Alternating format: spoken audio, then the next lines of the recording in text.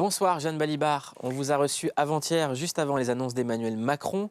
On vous a dit que la porte était ouverte pour réagir. Vous êtes à l'origine d'une tribune publiée la semaine dernière dans Le Monde, dans laquelle vous demandez au président de ne pas oublier les gens qui portent l'art et la culture. Hier, Emmanuel Macron a dévoilé les premières mesures de son plan pour la culture. On l'écoute. Moi, je veux qu'on s'engage à ce que les artistes et techniciens intermittents soient prolongés d'une année au-delà des 6 mois où leur activité aura été impossible ou très dégradée, c'est-à-dire jusqu'à fin août 2021. Ma conviction en faisant ça, c'est que je vais donner, c'est cette fameuse année blanche, je vais donner suffisamment confiance pour que quasiment on n'en ait pas besoin. Mais ce que je sais, c'est qu'il y a une précarité immense, sinon, et une forme d'effondrement, comme ça a été dit par Aurélien, psychologique, en tout cas de perte de confiance, qui fait que sinon, on n'y arrivera pas. Et donc, sur l'intermittence, avançons dans ce dispositif qui est en effet unique, et ok, on y va, on s'engage. Ça serait très facile de moquer le président, mais les gestes et les mots ont un sens. On en parlera dans un instant, Clément, avec les points sur les i. Jeanne Balibar, on vous a dit, vous êtes la bienvenue pour réagir. Bienvenue. La parole est à vous. Merci beaucoup. Écoutez, vous savez, vous nous avez dit ça, je vais repartir de là. Vous êtes la bienvenue pour réagir. Et hier, à la suite de ce qui s'est passé hier à 12h30, on s'est parlé tous, on a parlé avec les gens qui étaient dans la visioconférence. Et puis après, il y a eu plein d'appels de journalistes et tout. Et dans un premier temps, on a répondu à ces appels. Et c'est là qu'on s'est dit, bah oui, on va revenir à Clic et tout ça.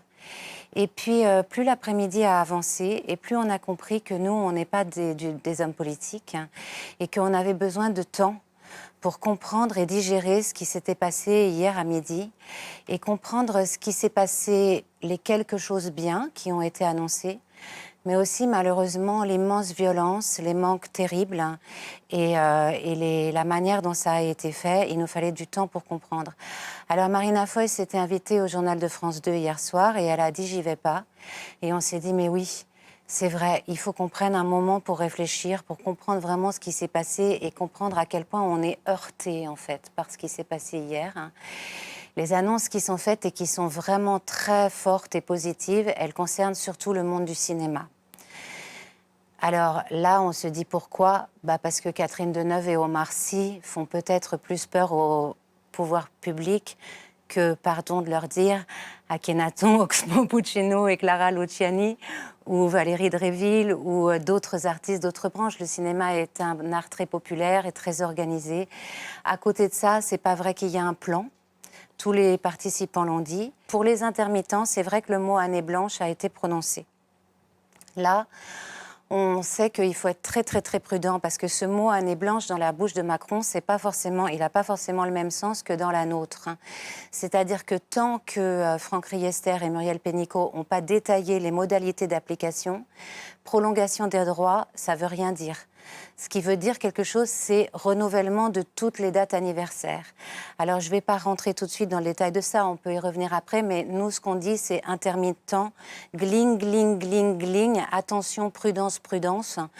Prononcer le mot année blanche, c'est très bien, mais ça ne veut pas dire que la situation est gagnée. Et surtout, surtout, la chose qui, pour nous, signataires de la tribune, est très, très importante, on n'a entendu pas un seul mot sur tous les intérimaires, sur tous les saisonniers, sur toutes les personnes en contrat court dont je vous parlais l'autre jour. Et là, je voudrais dire quelque chose. Nous, tous nos métiers, on les fait en allant de ville en ville, en travaillant avec des gens quand on vient pour un tournage, quand on vient pour un festival, quand on vient pour signer un livre, quand on vient pour une exposition, qui sont des gens qui travaillent au projet, qui sont des gens... Et ces gens... Écoutez, vous savez, la seule chose que je peux vous dire, c'est que quand on voit les informations en ce moment, depuis déjà 6 semaines, au journal de France 2, on les voit dans les fils de l'aide alimentaire. Et donc nous, c'est nos camarades de vie, c'est nos camarades de travail. Et on a attiré dans la tribune l'attention sur ces gens-là.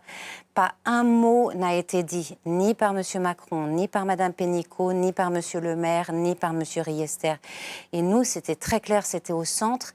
Et l'Élysée nous avait téléphoné le vendredi 1er mai. Et nous avait demandé un mail. Et dans le mail, on le redisait. Nous ne nous battons pas que pour les artistes et les techniciens.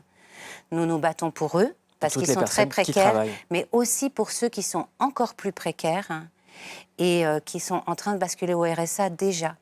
Et pardon, je ne veux pas parler trop longtemps, mais c'est vrai que, par exemple, pour vous donner un exemple très concret du monde du cinéma, Il y a eu beaucoup de films qui ont été faits en banlieue l'année dernière, le mien, mais plein d'autres, de la vie scolaire, les Misérables, etc.